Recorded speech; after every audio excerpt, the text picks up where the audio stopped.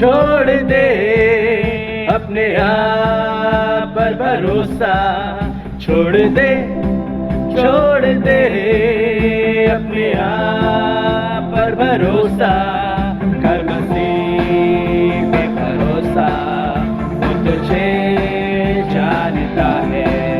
कर मसीह पे भरोसा, वो तुझे जानता है। छोड़ दे अपने आप पर भरोसा, छोड़ दे अपने आप पर भरोसा, कर मसीह पे भरोसा, वो तुझे जानता है। कर मसीह पे भरोसा, वो तुझे जानता है।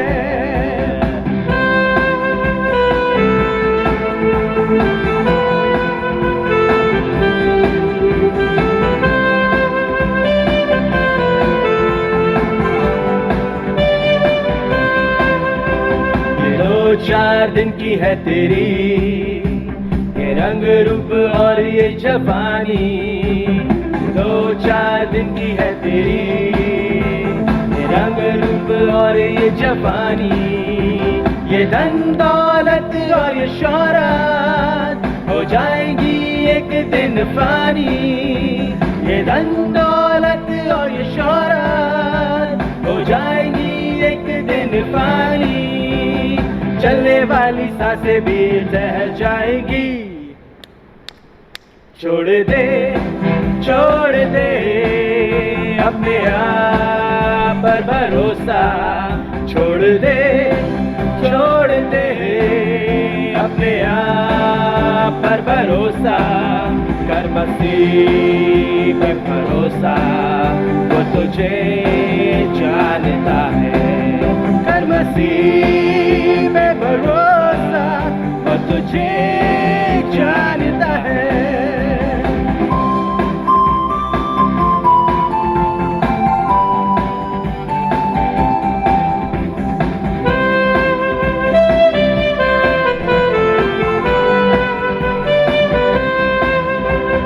दुनिया की ताकत का कभी भी भरोसा न करना, ये दुनिया की ताकत का कभी भी भरोसा न करना, ये झूठा प्यार झूठा जग सारा, किसी पे भरोसा न करना, ये झूठा प्यार झूठा जग सारा, किसी पे भरोसा न करना, कच्चे धागों का ये बंधन टूट जाएगा। छोड़ दे अपने आप पर भरोसा, छोड़ दे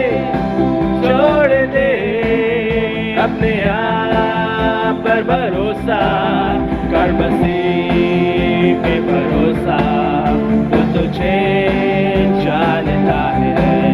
कर मसीह पे भरोसा, वो तुझे जानता है। छोड़ दे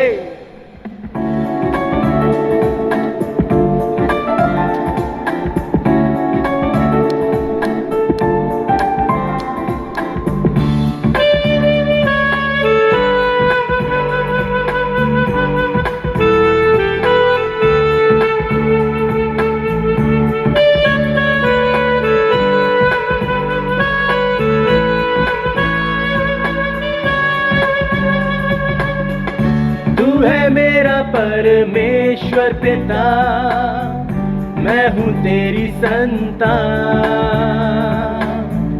तेरा प्यार मेरे लिए है बड़ा महान, तू है मेरा परमेश्वर पिता, मैं हूँ तेरी संतान, तेरा प्यार मेरे लिए है बड़ा महान, मेरे लिए तेरी बाहें खोली, दिल प्यार से भरा, कल से मुझको लगा सदा सर्वदा मेरे लिए तेरी बाहें खुली, दिल प्यार से भरा हो। कल से मुझको लगा सदा सर्वदा तू है मेरा परमेश्वर पिता, मैं हूँ तेरी संतान। तेरा प्यार मेरे लिए है बड़ा महान, तेरा प्यार मैं चाहूँ हर खुशी से बढ़कर। कल से मुझको लगा सदा सर्वदा तेरा प्यार मैं चाहूँ हर खुशी से बढ़कर। कल से मुझको लगा सदा सर्वदा तू है मेरा परमेश्वर पिता, मैं हूँ तेरी संतान। तेरा प्यार मेरे लिए है बड़ा महान।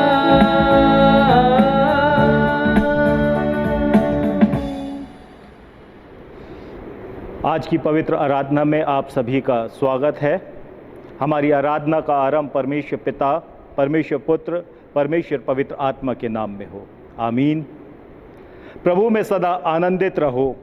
मैं फिर कहता हूँ आनंदित रहो। तुम्हारी कोमलता सब मनुष्यों पर प्रकट हो। प्रभु निकट है। किसी भी बात की चिंता मत करो, परंतु हर एक बात में तुम्हारे निवेदन, प्रार्थना और विनती के द्वारा धन्यवाद के साथ परमेश्वर के सामने उपस्थित किए जाएं।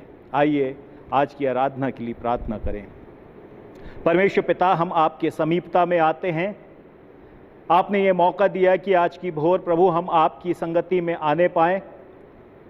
हम प्रभु अपने जीवनों को आपके हाथों में समर्पित करते हैं। हमारी आराधना, हमारा स्तुति आपके वचन से पढ़ना, आपके वचन से सीखना और आपकी उपस्थिति में हमारा समय को व्यतीत करना आपको भाने पाए और हम सब प्रभु आपकी संगति से आशीषित हों। आप अनुग्रह करें और हमें अपनी पवित्र आत्मा की अगुवाई प्रदान करें। उद्धारकर्ता कृष्ण मसीह यीशु के नाम से मांगते हैं, आमीन। आइए प्रियो, हम सब मिलके परमेश्वर की स्तुति करें। आइए हम सब मिलके गीत गाएंगे।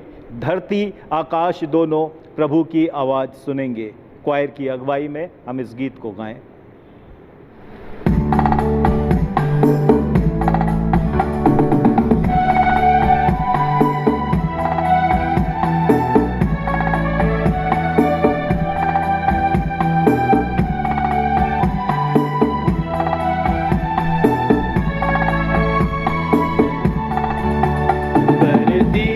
आकाश दोनों प्रभु की आवाज सुनेंगे, संसार के सब प्राणी उसका ही नाम लेंगे। धरती आकाश दोनों प्रभु की आवाज सुनेंगे, संसार के सब प्राणी उसका ही नाम लेंगे। धरती आकाश दोनों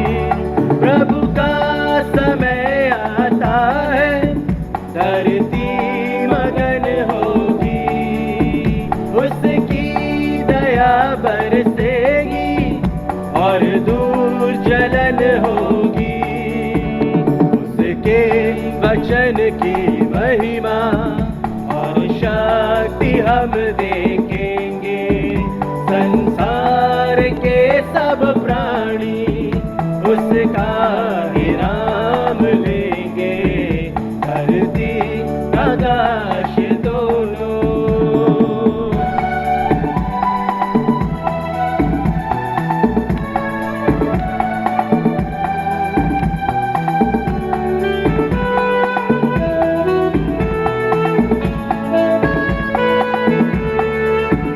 प्रभु का वचन ऐसा है जो चिराग सा जलता है, उस पर कोई चलता है, जीवन उसे मिलता है।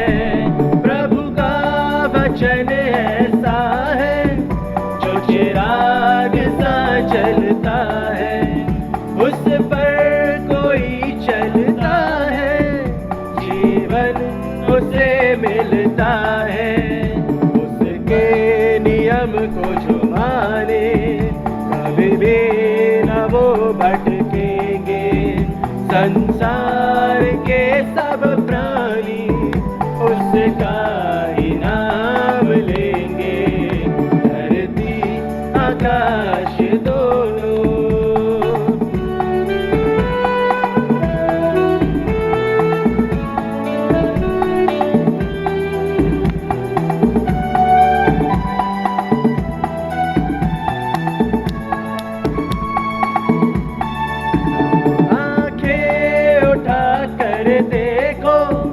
प्रभु का दिन आएगा, उसको ग्रहण जो करेगा वो साथ जाएगा।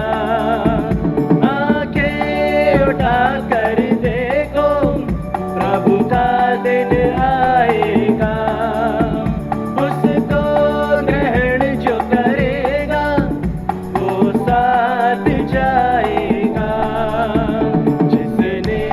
प्रभु को न माना वो एक दिन रोएंगे, संसार के सब प्राणी उसका ही नाम लेंगे, धरती आकाश दोनों प्रभु की आवाज सुनेंगे। संसार के सब प्राणी उसका ही नाम लेंगे, धरती आकाश दोनों। आइए हम सब मिलकर परमेश्वर की आराधना में क्रमांक 3, 4, 5 में सम्मिलित होंगे। प्रभु यीशु ख्रीस्त का अनुग्रह, परमेश्वर का प्रेम और पवित्र आत्मा की सहभागिता आप सभी के साथ हो। प्रभु आपके साथ हो। आइए हम सब मिल के प्रार्थना करें। हे सर्वशक्तिमान परमेश्वर, तेरे सम्मुख सबके हृदय खुले हैं। तू सबकी अभिलाषाओं को जानता है और तुझसे कोई भी भेद छिपा नहीं। अपने पवित्र आत्मा की प्रेरणा से हमारे हृदय के विचारों को शुद्ध कर कि हम तुझसे पूर्ण रूप से प्रेम करें और योग रीति से तेरे पवित्र नाम की स्तुति करें, हमारे प्रभु यीशु ख्रीस्त के द्वारा। आमीन। हम प्रार्थना करें। स्वर्ग में परमेश्वर की महिमा और पृथ्वी पर उसके लोगों को शांति। हे प्रभु परमेश्वर, स्वर्गिक राजा, सर्वशक्तिमान पिता परमेश्वर, हम तेरी आराधना करते, तुझको धन्यवाद देते और तेरी महिमा के कारण तेरी स्तुति करते हैं। हे प्रभु यीशु ख्रीस्त, परमेश्वर पिता के इकलौते पुत्र, हे प्रभु परमेश्वर, हे परमेश्वर के मेमने, तू जगत का पाप उठा ले जाता है। हम पर दया कर। तू पिता की दाहिनी ओर विराजमान है। हमारी प्रार्थना स्वीकार कर, क्योंकि केवल तू ही पवित्र है, तू ही प्रभु है, तू ही यीशु ख्रीस्त पवित्र आत्मा के साथ परमेश्वर पिता की महिमा में परम उच्च है। आमीन। प्रभु हम पर दया कर। ख्रीस्त हम पर दया कर। प्रभु हम पर दया कर। हमारे प्रभु, हम आपके समीपता में आते हैं, आपका धन्यवाद करते हैं कि आपने एक बार फिर से हमें ये मौका दिया कि हम आपके संगति में अपने आप को, अपने जीवनों को अर्पण करने पाएँ।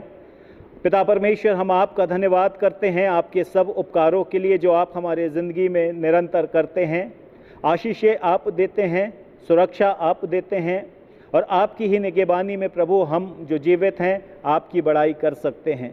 इसलिए प्रभु हम आपका धन्यवाद करते हैं और अपने जीवनों को आपकी सामर्थ्य हाथों में समर्पित करते हैं और प्रार्थना है प्रभु कि आप अपने लोगों को अपने रहनुमाई में और अपने वचन और प्रतिज्ञा के अनुसार अपनी सुरक्षा में रखें।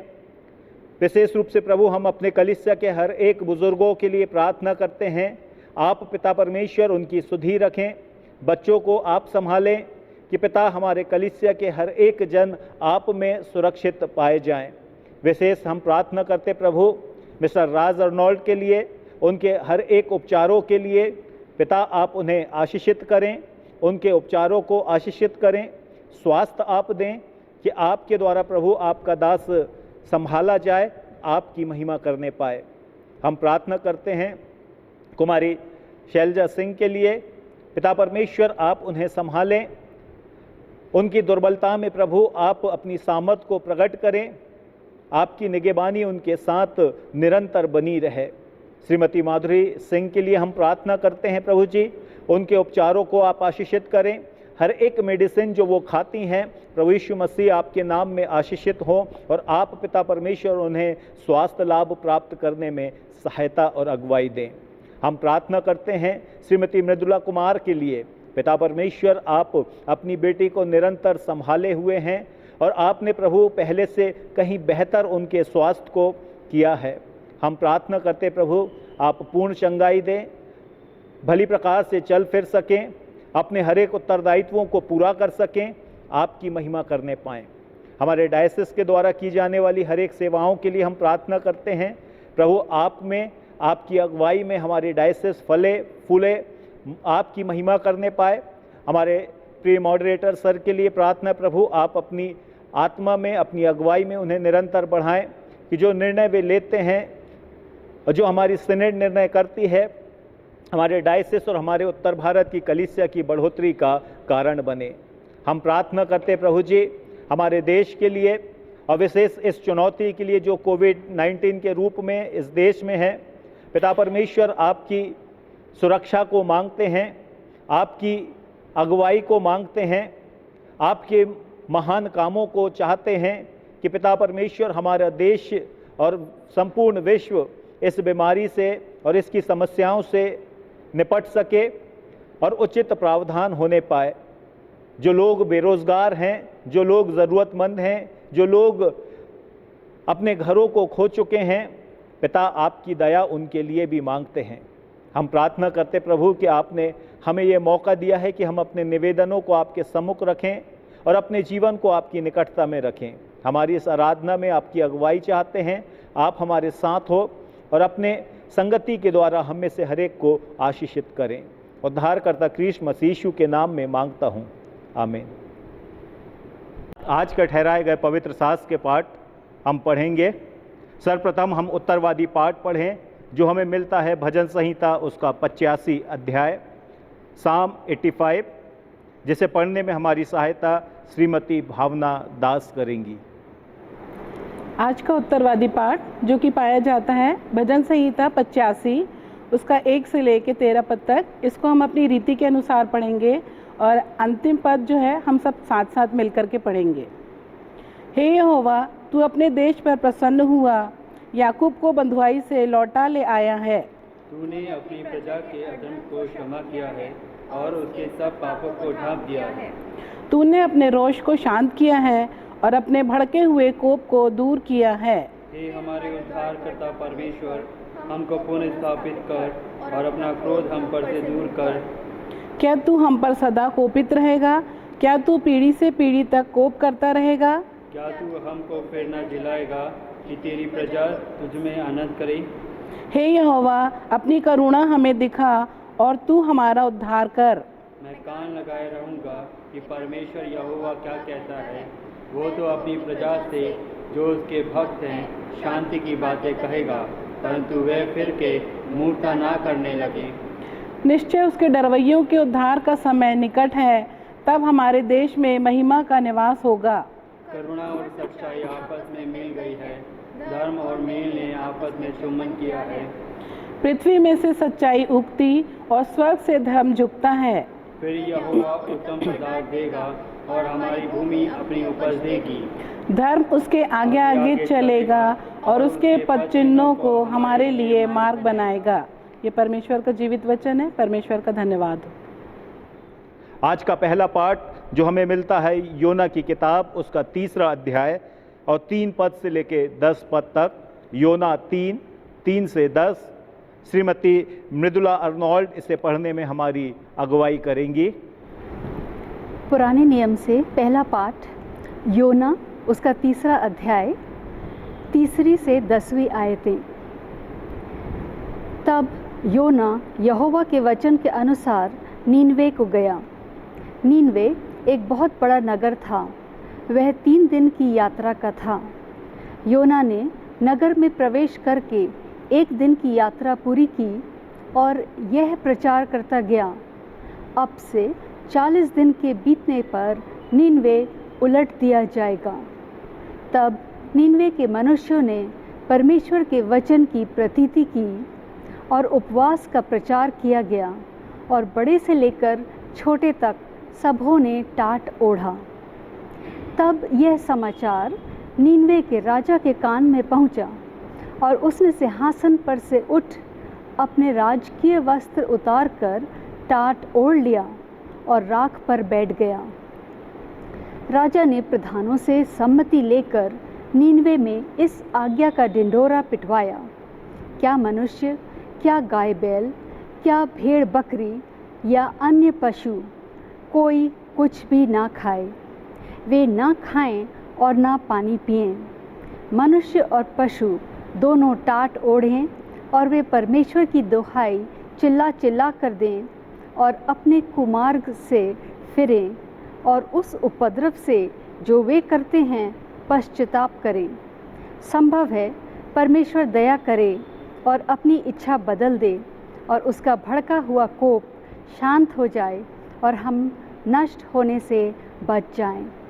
जब परमेश्वर ने उनको कामों को देखा कि वे कुमार्ग से फिर रहे हैं, तब परमेश्वर ने अपनी इच्छा बदल दी और उनकी जो हानि करने की ठानी थी उसको ना किया। परमेश्वर इस वचन पर आशीष दे।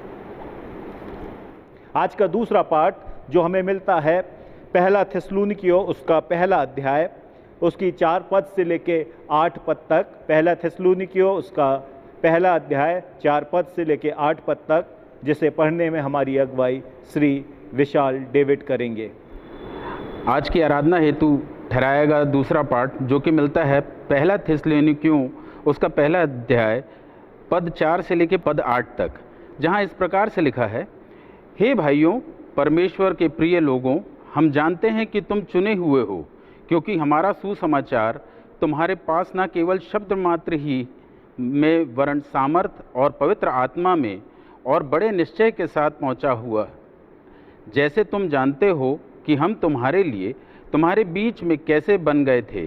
तुम बड़े क्लेश में पवित्र आत्मा के आनंद के साथ वचन को मानकर हमारी और प्रभु की सी चाल चलने लगे, यहाँ तक कि तुम मकिदुनियों और अखाया के सब विश्वासियों के लिए तुम आदर्श बने, क्योंकि तुम्हारे यहाँ से न केवल मकिदुनिया और अखाया में प्रभु का वचन सुनाया गया, पर तुम्हारे विश्वास की जो परमेश्वर पर है, हर जगह ऐसी चर्चा फैल गई कि हम कहने की आवश्यकता नहीं। ये परमेश्वर का जीवता वचन है, इसके पढ़े और सुने जाने पर आशीष हो। आज का सुसमाचार का पाठ जो हमें मिलता है मत्ती रचित सुसमाचार, उसका 13वां अध्याय, 1 पद से लेके 9 पद तक। मत्ती रचित सुसमाचार 13वां अध्याय, 1 पद से लेके 9 पद तक। यहाँ इस प्रकार से लिखा है, उसी दिन यीशु घर से निकलकर झील के किनारे जा बैठा और उसके पास ऐसी बड़ी भीड़ इकट्ठी हुई कि वह नाव पर चढ़ गया और सारी भीड़ किनारे पर खड़ी रही और उसने उनसे दृष्टांतों में बहुत सी बातें कही। एक बोने वाला बीज बोने निकला। बोते समय कुछ बीज मार्ग के किनारे गिरे और पक्षियों ने आकर उन्हें चुग लिया। कुछ बीज पथरीली भूमि पर गिरे, जहाँ उन्हें बहुत मिट्टी ना मिली और गहरी मिट्टी ना मिलने के कारण वे जल्द उग आए, पर सूरज निकलने पर वे जल गए और जड़ ना पकड़ने से सूख गए। कुछ बीज झाड़ियों में गिरे और झाड़ियों ने बढ़कर उन्हें दबा डाला। पर कुछ बीज अच्छी भूमि पर गिरे और फल लाए, कोई 100 गुना, कोई 60 गुना, कोई 30 गुना। जिसके कान हो वह सुन ले। ये प्रभु यीशु ख्रीस्त का सुसमाचार है। हे यीशु ख्रीस्त, आपकी महिमा हो।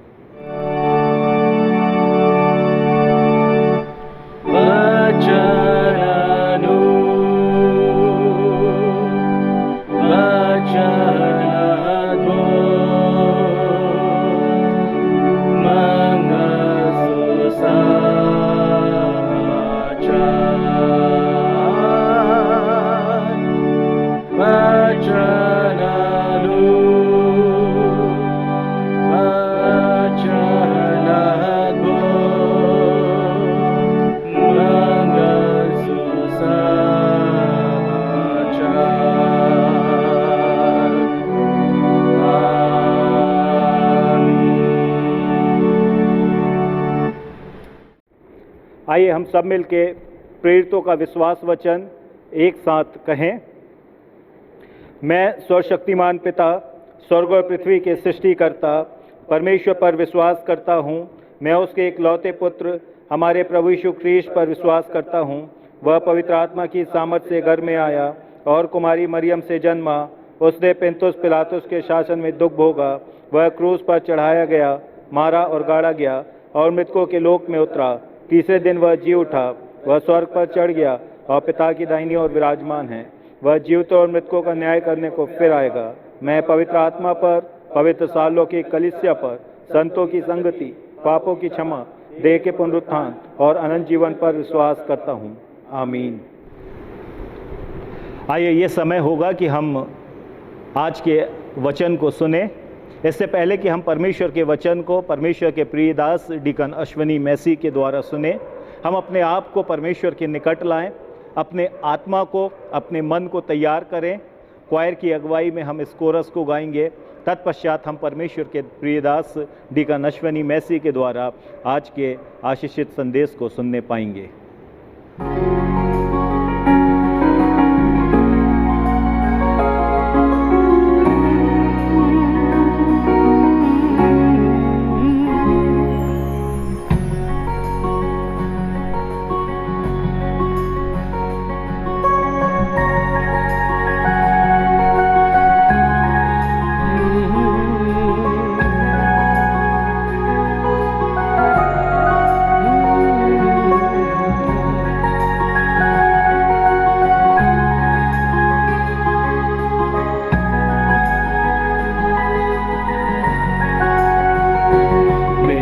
धड़कन पे तेरा ही नाम हो, हर सांस की हो तू वजह, मेरी हर सुबह की तू शुरुआत हो, एहसास में हो तू बसा, मेरी हर धड़कन पे तेरा ही नाम हो, हर सांस की हो तू वजह, मेरी हर सुबह की तू शुरुआत हो, एहसास में हो तू बसा, न हो अब फासला तेरे मेरे दरमियान, अब तू रहे मेरा रहनुमा, मेरी रूह ना रहे,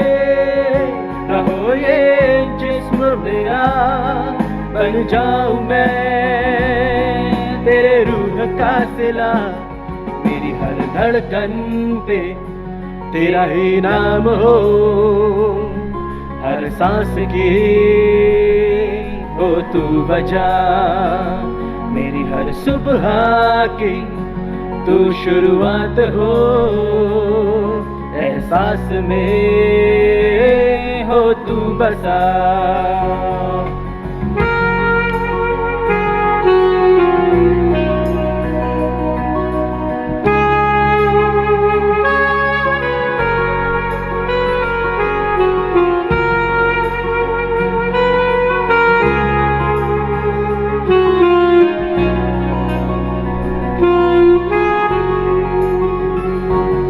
पिछला सब जाता रहे,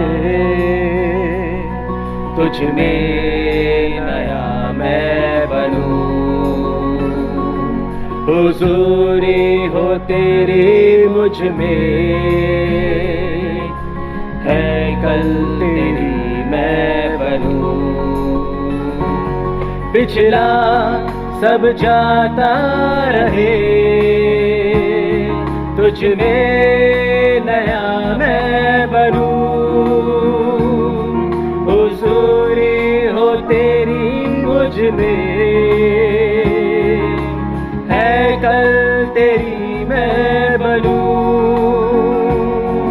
आराधना ऐसी बनूं, खुशबू तेरी जिससे उठे, ख्वाहिश यही अब मैं करूं। दीदार तेरा मुझको मिले, आराधना ऐसी बनूं, खुशबू तेरी जिससे उठे, ख्वाहिश यही अब मैं करूं। दीदार तेरा मुझको मिले, न हो अब फासला तेरे मेरे दरमियां। अब तू रहे मेरा रहनुमा, ये मेरी रूह ना रहे। न हो ये जिस्म मेरा, बन जाऊं मैं तेरे रूह का सिला। मेरी हर धड़कन पे तेरा ही नाम हो, हर सांस की हो तू बचा। मेरी हर सुबह की तू शुरुआत हो, एहसास में हो तू बसा। एहसास में हो तू बसा, एहसास में हो तू बसा।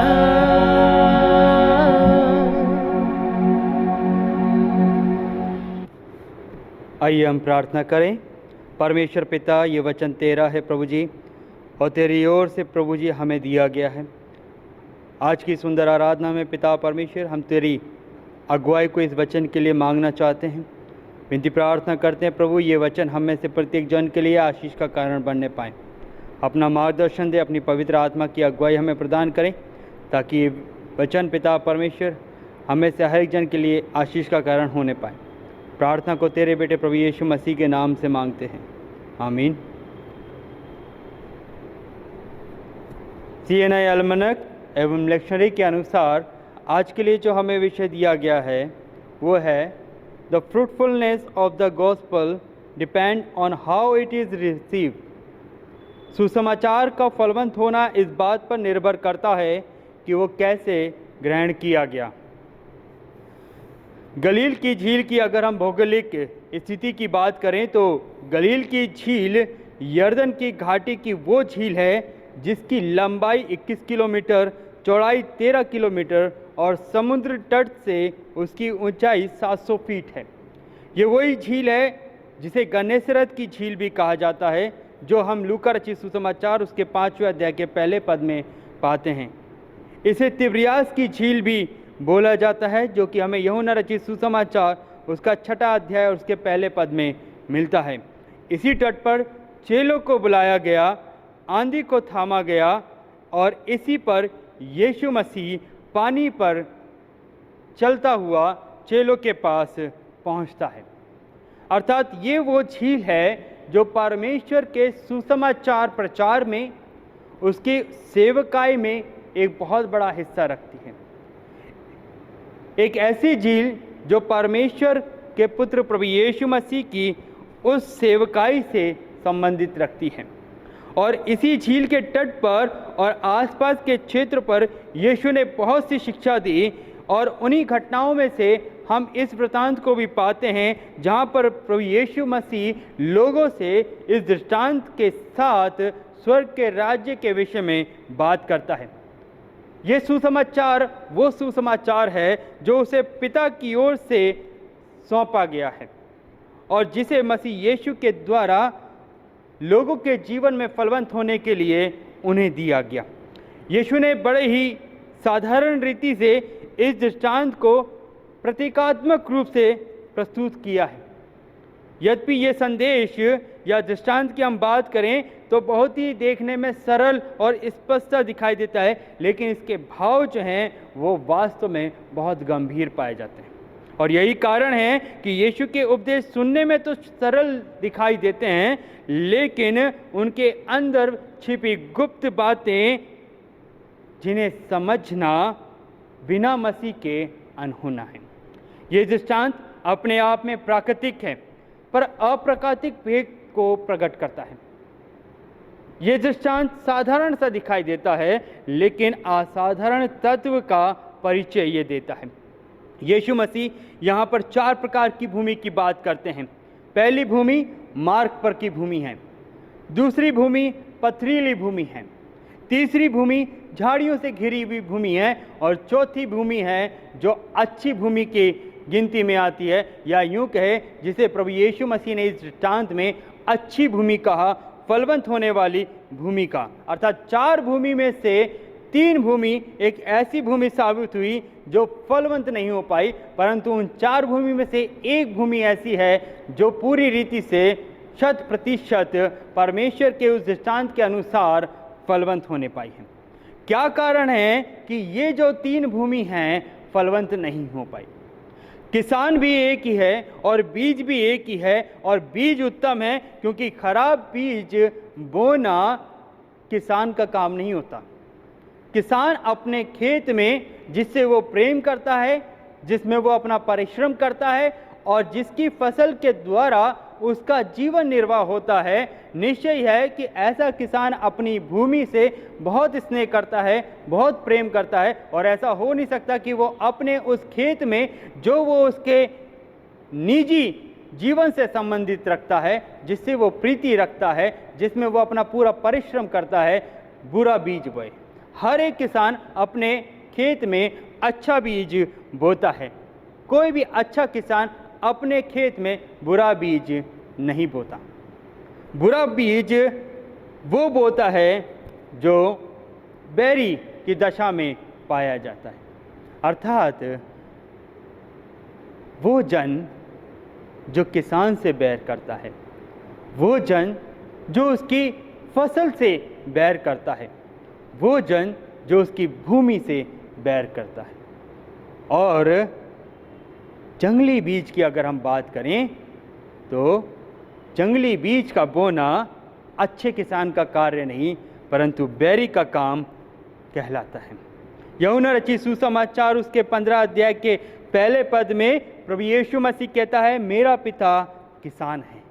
और यदि उसका पिता किसान है तो बीज कौन हुआ? अर्थात प्रभु यीशु मसीह जिसे उसके पिता किसान के रूप में स्वर्ग पे से इस धरती पर डालता है कि वो फलवंत होने पाए, अर्थात वचन। और यही कारण है कि मसीह जिसके विषय में कहा गया कि वो देहधारी हुआ, एक ऐसा वचन जो देहधारी होकर हमारे बीच में डेरा किया। पिता किसान है, बीज प्रभु यीशु मसीह है, और हम और आप उसके खेत के समान हैं, उसकी उस भूमि के समान हैं जिसमें उसने अपना बीज बोया है। यूहन्ना रचित सुसमाचार उसका पहला अध्याय उसका 14 पद, और वचन देहधारी हुआ और अनुग्रह और सच्चाई से परिपूर्ण होकर हमारे बीच में डेरा किया। यूहन्ना रचित सुसमाचार उसके 4 अध्याय के 35 पद में, देखो मैं तुमसे कहता हूँ, अपनी आंखें उठाकर देखो और खेतों पर दृष्टि करो, वे कटनी के लिए पक चुके हैं। ये संदेश, ये वचन परमेश्वर की ओर से, प्रभु यीशु मसीह की ओर से हमारे और आपके लिए हैं। हमारा पिता किसान है, हमारा प्रभु वो जीवित वचन का बीज है, और हम और आप उसकी रचना है, उसकी खेती है, उसकी उपजाऊ भूमि है जिसमें वो अपने स्वर्ग के राज्य के उन बीजों को फलवंत होना देखना चाहता है। खेत में बीज का फलवंत होना बीज की उत्तमता पर निर्भर करता है और आसपास का परिवेश उस पर प्रभाव डालता है, क्योंकि पौलुस अपनी पत्री में कहता है, पहला कुरिन्थियों उसका 15 अध्याय उसका 33 पद, धोखा न खाना बुरी संगति अच्छे चरित्र को भी बिगाड़ देती है। संभव है कि भूमि अच्छी होने पाए, संभव है कि बीज भी उत्तम होने पाए, लेकिन ये संभव नहीं है कि वो परिस्थितियों के चलते बहुतायत से फलवंत होने पाए जब तक कि उसे परमेश्वर फलवंत ना करें। और इसलिए पौलुस उन्हीं सब बातों से चेतावनी देते हुए अपने लोगों को आगाह करता है कि तुम जो परमेश्वर की सृष्टि हो, तुम जो परमेश्वर की रचना हो, तुम जो परमेश्वर की भूमि हो, तुम में उसका बीज प्रभु यीशु मसीह के द्वारा दिया गया है। निश्चय ही चौकस रहो, कहीं ऐसा ना हो कि बाहरी या बुरी संगति में आकर तुम्हारा बीज का वो जो स्वरूप है वो किसी रीति से बिगड़ जाए। यद्यपि उत्तम बीज प्रत्येक स्थानों या विभिन्न भूमियों में गिरा हुआ हम पाते हैं, परंतु फलवंत वो ही भूमि हुई जिसने उसको पूर्ण रूप से अपने लिए ग्रहण किया है। उत्तम भूमि ने उत्तम किसान से उत्तम बीज को प्राप्त किया और लिखा है कि वो फलवंत होने पाऊं। परंतु 3 प्रकार की भूमि ने अपने अंदर जीवन को बसने नहीं दिया और आसपास की उन परिवेश के कारण, उन परिस्थितियों के कारण वो बीज जीवन को फलवंत नहीं करने पाया। हर एक विश्वासी के जीवन में परमेश्वर का वचन फलवंत होने के लिए 3 प्रश्न इस दृष्टांत के द्वारा हमारे सामने रखे गए हैं। पहला, कि हम किस प्रकार से सुनने वाले हैं। यशाया की पुस्तक उसका 6 अध्याय उसके 9वें और 10वें पद में परमेश्वर का वचन कहता है, तुम कानों से तो सुनोगे पर समझोगे नहीं, और आंखों से तो देखोगे परंतु तुम्हें ना सूझेगा। संभव है कि हम परमेश्वर के उस जीवित वचन को कैसे सुनते हैं, क्योंकि उस बीज का ग्रहण किया जाना इस बात पर निर्भर करता है कि हम उस बीज को ग्रहण करने के लिए उस वचन की प्रतीति कैसे करते हैं। परंतु यह आवश्यक नहीं है कि वचन को अपने जीवन में अधिकाई से बसने दें या उसको बसने के लिए हम उसकी आवाज़ पर गौर करें। रोमियो उसका 10 अध्याय उसका 17 पद हमें कहता है, अतः विश्वास सुनने से और सुनना मसीह के वचन से होता है। पौलुस भी अपनी पत्री में अपने लोगों को इस बात के लिए समझाता है कि ये आवश्यक है कि तुम्हारा जीवन यद्यपि परमेश्वर में फलवंत हो सकता है और फलवंत होने के लिए तुम बुलाए भी गए हो, लेकिन निश्चय जानो तुम्हें उस बीज को अर्थात प्रभु यीशु मसीह जो हमें और आपको दिया गया और हमारी देह के लिए वो इस पृथ्वी पर आया कि हम उसके द्वारा उसमें उद्धार को प्राप्त करने पाए, इसके लिए आवश्यक है कि हम उस वचन को कैसे सुनते हैं। क्योंकि यदि हम उसको सिधाई से सुनते हैं, सच्चाई के साथ सुनते हैं, ग्रहण करने के लिए सुनते हैं, तो वह हमारे जीवन में बहुतायत से फलवंत होने पाता है। अर्थात जो वचन हमें दिया गया उसको सुनना और उसका अनुसरण करें तो वह हमारे जीवन को भी फलवंत करने पाएगा। दूसरी बात कि हम किस रीति से परमेश्वर के उस वचन को ग्रहण करते हैं। निर्गमन की पुस्तक उसका 16 अध्याय और उसके 9 पद से लेकर 21 पद में हम उस वृतांत को पाते हैं जब परमेश्वर ने अपने लोगों के लिए अर्थात इजरायलियों के लिए जंगल में मन्ना बरसाया। और जब वो मन्ना बरसाता है तो बहुत से लोग परमेश्वर के नियत ठहराए हुए समय में उस मन्ना को अपने जीवन निर्वाह के लिए लेने जाते हैं। परमेश्वर ने तो अपना मन्ना उनके लिए दे दिया, अर्थात वो बीज उनके मध्य में डाल दिया कि वो उसको ग्रहण करें और अपने जीवन को वो बचाने पाए।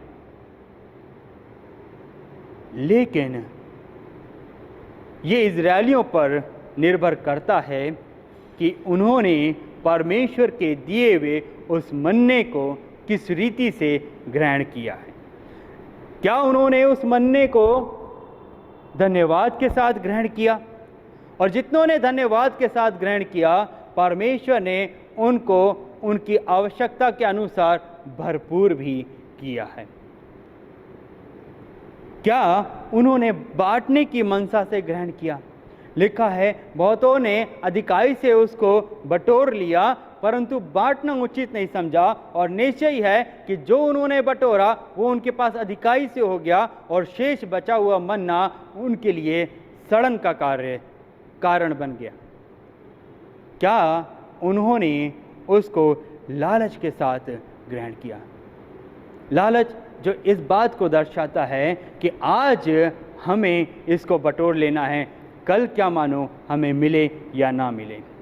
इसका मतलब ये हुआ कि हमने परमेश्वर के उस बीज पर, उस वचन पर अर्थात प्रभु यीशु मसीह पर संदेह किया है।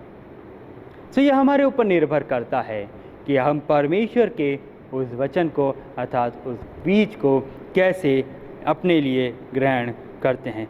तीसरी और अंतिम बात है कि हम किस प्रकार से उस दिए हुए बीज को अर्थात वचन को उपयोग में लाते हैं। यशाया उसका 53 अध्याय और उसका पहला और दूसरा पद हमसे और आपसे कहता है, जो समाचार हमें दिया गया उसका किसने विश्वास किया, और यहोवा का भुजबल किस पर प्रकट हुआ, क्योंकि वो उसके सामने अंकुर के समान है और ऐसी जड़ के समान होगा जो निर्जल भूमि में फूट निकलता है। अर्थात हमें वो बीज दिया गया है जो निर्बल भूमि पर भी फलवंत होने की सामर्थ्य रखता है, और यही हमारे लिए आवश्यक है कि हम उस अंजीर के पेड़ के समान ना बने जिसे सब कुछ तो दिया गया, लेकिन इसके बावजूद भी जब स्वामी उसको देखने आता है तब वो उसकी ऐसी दशा को निरंतर देखता है, प्रतिवर्ष देखता है कि इतना सब कुछ देने के बाद भी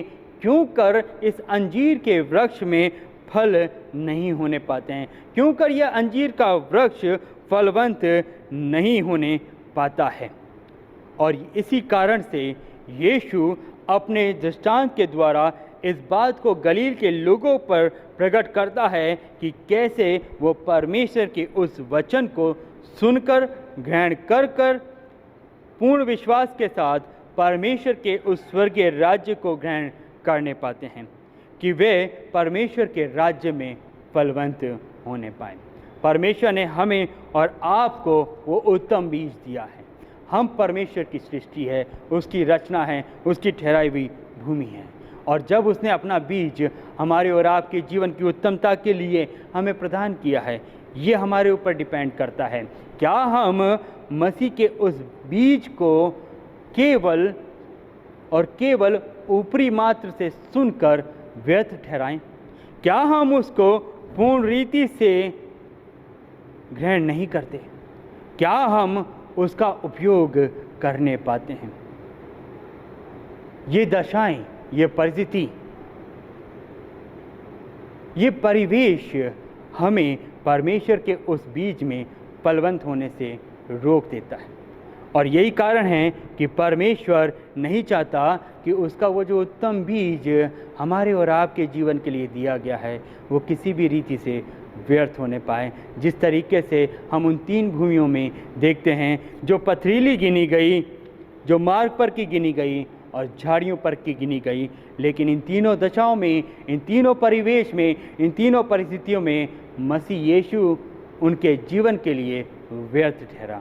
परमेश्वर का वो बीज उन परिस्थितियों में, उन भूमियों के लिए व्यर्थ ठहरा। लेकिन धन्य है वह भूमि और धन्य है वो जन जो परमेश्वर को अपने जीवन में अधिकाई से बसने देते हैं, इसलिए कि परमेश्वर अनुग्रह के साथ उसको बढ़ाना जानता है, फलवंत करना जानता है। परमेश्वर हमारे को अपने अनुग्रह में परिपूर्ण करें कि ये वचन हम में से प्रत्येक के जीवन के लिए आशीष का कारण बनने पाए, और हर एक वो वचन जो परमेश्वर का कहलाता है और प्रभु यीशु मसीह के द्वारा हमें और आपको सौंपा गया है, वो निश्चय ही है हमारे जीवन में कार्य करने पाएगा।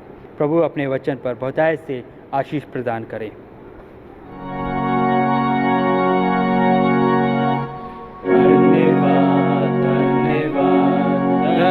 धन्यवाद, सारी आशीषों के सोते धन्यवाद,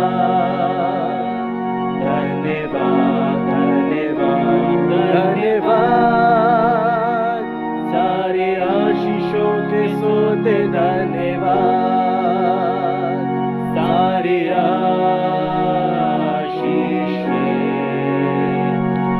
आते ऊपर से। हालेलुया, धन्यवाद धन्यवाद धन्यवाद, सारे आशीषों के सोते धन्यवाद।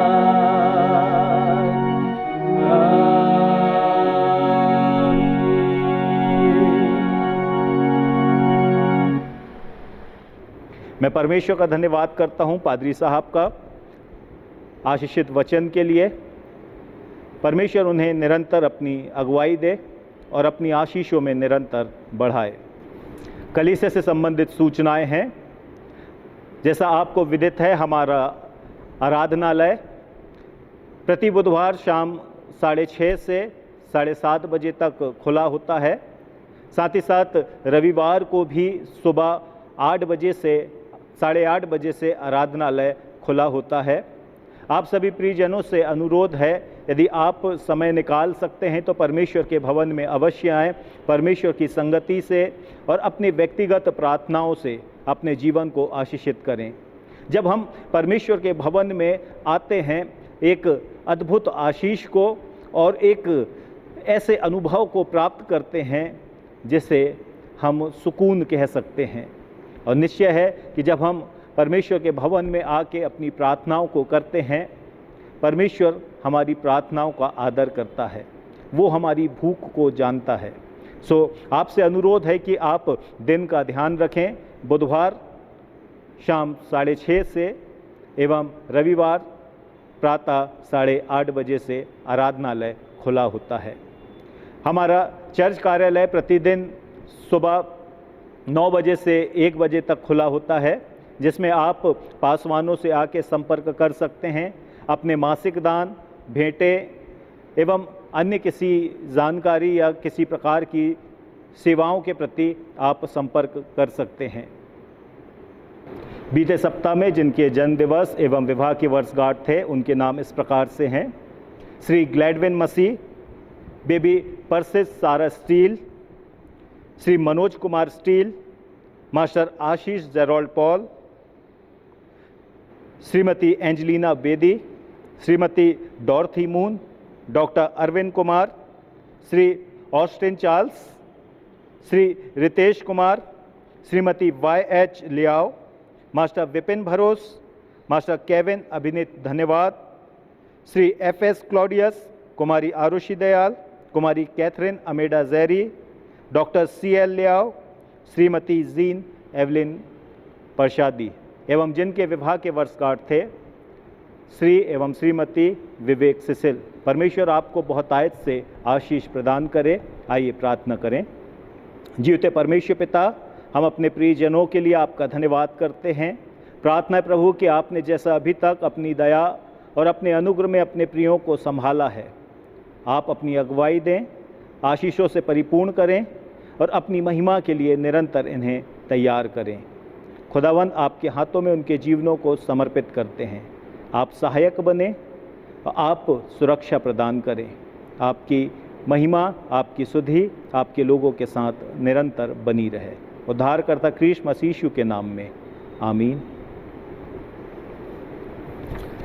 आइए, इस समय होगा कि हम अपनी सांसारिक भेंटें परमेश्वर के सम्मुख अर्पण करें।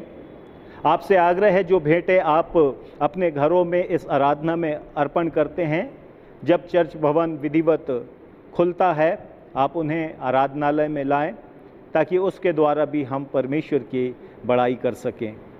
आइए, हम अपनी सांसारिक भेंटें परमेश्वर के सम्मुख अर्पण करें। इस दौरान हम गीत गाएंगे, गीत क्रमांक 406, जीवन में जब आंधी तुम पर चलती हो।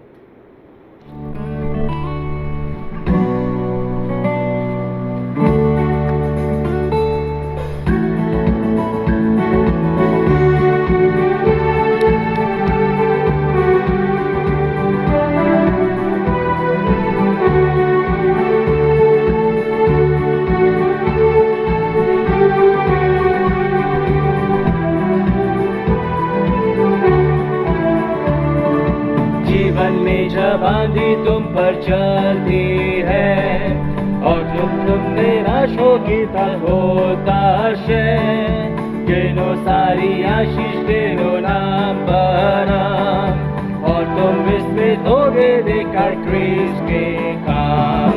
आशीष घेरो घेरो नाम बना, आशीष घेरो देखो क्रिस के काम। आशीष घेरो घेरो नाम बना, और तुम इसमें दोगे देखकर क्रिस के काम। चिंता का जब तुम पर अधिक बोझ पड़े, और जब क्रूस का भारा सहन जान पड़े, तब तुम गिनो आशीष वे कितनी है, और तुम गीत गा कर रहोगे निर्भय।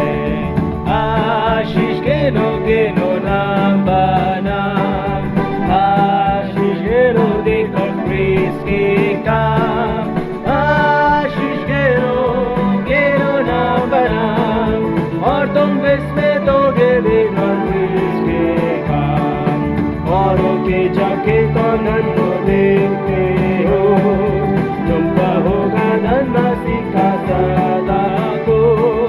गिनो सारी आशीष जो है बेदादा, स्वर्ग में आनंद होगा और विभूषण नाम। आशीष गिनो गिनो नाम बना, आशीष गिनो देखो क्रिस के काम। आशीष गिनो गिनो नाम बना, और तुम इसमें दोगे देखकर क्रिस के काम। तो इस युग में स्मरण रखो हर समय, डांडस तुम ना हारना, ईश्वर सब पर है। जब आशीष गिनो दूत कर देते पास, यात्रा भर को देते हैं सहाय और आस। आशीष गिनो गिनो नाम बना, आशीष गिनो देखो क्रिस के काम। आशीष गिनो गिनो नाम बना, और तुम इसमें दोगे देखकर क्रिस के काम।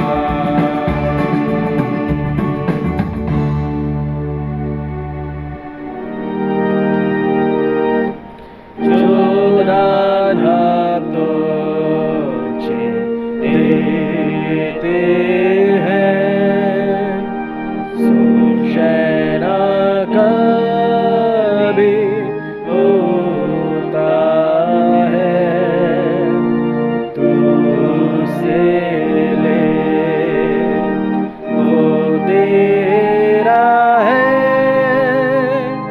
जो देता सब।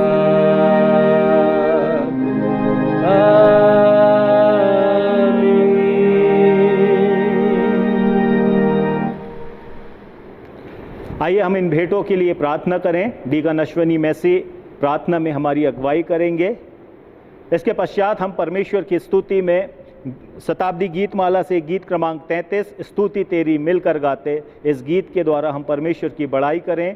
प्रभु की प्रार्थना और आशीष वचन से इस आराधना को समाप्त करेंगे। आइए हम इस भेंट के लिए प्रार्थना करें। परमेश्वर पिता, समस्त आशीषों के देने वाले जीवित महान पिता परमेश्वर, हम तेरा धन्यवाद देना चाहते हैं प्रभु जी कि तूने हमारे जीवन को इस योग्य समझा है कि हम हर एक उस बढ़ोतरी में से जो तू हमें देता है पिता परमेश्वर, उन सभी उत्तम आशीषों में से पिता परमेश्वर जो तेरे अनुग्रह में हम अपने जीवन के लिए ग्रहण करने पाते हैं प्रभु, ये अंश के रूप में पिता परमेश्वर हम तेरे आगे अर्पण करते हैं। धन्यवाद देना चाहते हैं तेरे उन सभी उत्तम लोगों के लिए प्रभु जी जिन्होंने पिता परमेश्वर अपनी भेंट को तेरे आगे समर्पित किया है। उन्होंने पिता परमेश्वर तेरी अगुवाई हम उनके जीवन के लिए मांग लेते हैं और तेरी आशीष इस दी हुई भेंट के लिए मांग लेते हैं। विनती प्रार्थना करते हैं प्रभु जी तेरे पवित्र हाथों में ये भेंट ग्रहण की जाए और ये बहुतायत से तुझमें और भी ज़्यादा फलवंत होने पाए। हर एक उस कार्य में पिता परमेश्वर इसका उपयोग होने पाए जहाँ पर तेरी इच्छा पाई जाती है। और साथ ही पिता परमेश्वर हमारे जीवन को भी पिता तो और भी ज़्यादा अपनी आशीष से परिपूर्ण करें, ताकि हमारे जीवन के द्वारा भी पिता परमेश्वर तेरे नाम को और भी ज़्यादा आदर महिमा प्राप्त होने पाए।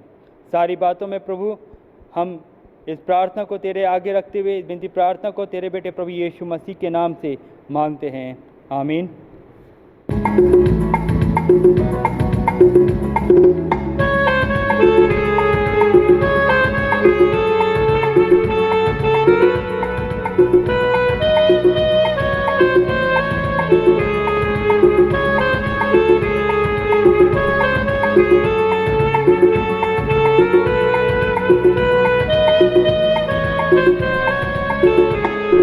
स्तुति तेरी मिलकर गाते ग्रहण करो प्रभु आराधना। स्तुति तेरी मिलकर गाते ग्रहण करो प्रभु आराधना। स्तुति तेरी यीशु नाम ही सर्वोपरि है, यीशु नाम की जय जय हो। यीशु नाम ही सर्वोपरि है, यीशु नाम की जय जय हो। आदर गौरव महिमा प्रशंसा, आदर गौरव महिमा प्रशंसा भेंट स्वरूप चढ़ाते हो। स्तुति तेरी मिलकर गाते ग्रहण करो प्रभु आराधना। स्तुति तेरी तेरा वचन मेरे पाँव का दीपक और बने पथ का उजियाला। तेरा वचन मेरे पाँव का दीपक और बने पथ का उजियाला। जीवन ज्योति मुझ में जला दो, जीवन ज्योति मुझ में जला दो। ज्योतियों के पिता हम आते हैं। स्तुति तेरी मिलकर गाते ग्रहण करो प्रभु आराधना। स्तुति तेरी हम सब पापी पाप के मारे, आस तुम्हारे लहू की है। हम सब पापी पाप के मारे, आस तुम्हारे लहू की है। तो कर शुद्ध अब हमको कीजिए, तो कर शुद्ध अब हमको कीजिए। क्रूस के पास हम आते हैं। स्तुति तेरी मिलकर गाते ग्रहण करो प्रभु आराधना। स्तुति तेरी मिलकर गाते ग्रहण करो प्रभु आराधना। स्तुति तेरी। आइए हम प्रभु की प्रार्थना एक साथ कहें। हे हमारे पिता, तू जो स्वर्ग में है, तेरा नाम पवित्र माना जाए, तेरा राज्य आए, तेरी इच्छा जैसे स्वर्ग में पूरी होती है वैसे इस पृथ्वी पर पूरी हो। हमारे दिन भर की रोटी आज हमें दे, और जैसे हमने अपने अपराधियों को क्षमा किया वैसे ही हमारे अपराधों को क्षमा कर, और हमें परीक्षा में न ला परंतु बुराई से बचा, क्योंकि राज, पराक्रम और महिमा सदा तेरे है। आमीन। अब परमेश्वर की शांति जो सारी समझ से परे है, परमेश्वर के और उसके पुत्र प्रभु यीशु ख्रीस्त के ज्ञान और प्रेम में आपके हृदय के विचारों को सुरक्षित रखे, और सर्वशक्तिमान परमेश्वर पिता, पुत्र और पवित्र आत्मा की आशीष आप पर हो और आपके साथ सदा सर्वदा बनी रहे। आमीन।